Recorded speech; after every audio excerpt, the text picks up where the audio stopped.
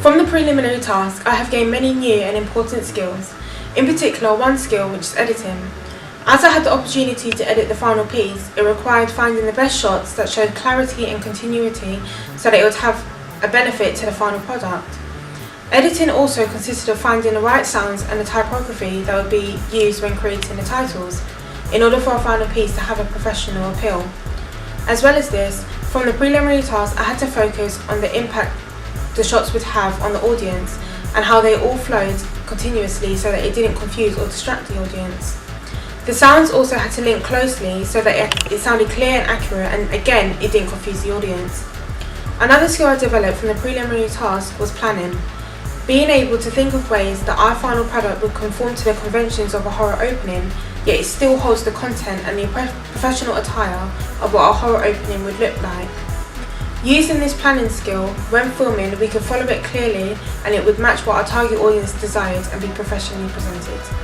Oh my god. After looking back at our preliminary task, I feel like I've learned and developed from mistakes we've made.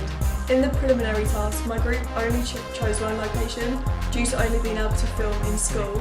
However, when planning our final opening, we made sure we chose more than one location, which was the graveyard and Bentley, because it allowed our intro to be more interesting, and those two locations fitting in with the horror genre. Also, in filming the preliminary task, we used older cameras, meaning the quality wasn't as good. Also, we only used one camera, meaning we couldn't change the angles easily. However, in our final piece, we used the Canon 1200D, which is a DSLR camera, which is better quality, which meant we could do things like exposure and focus. This made our final piece stand out as we could focus more on the details.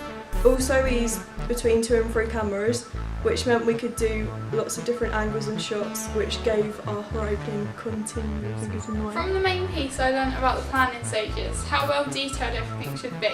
This is so when we got to our locations, it was very clear what we were filming. This saved time and made it look better. Despite this, when we got to the graveyard and forest, we found many shots which we thought would match our horror opening very well, which we decided to include as well as our original plan.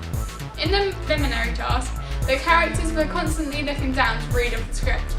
That was on the table in front of them. From this, I learnt that it didn't look very professional.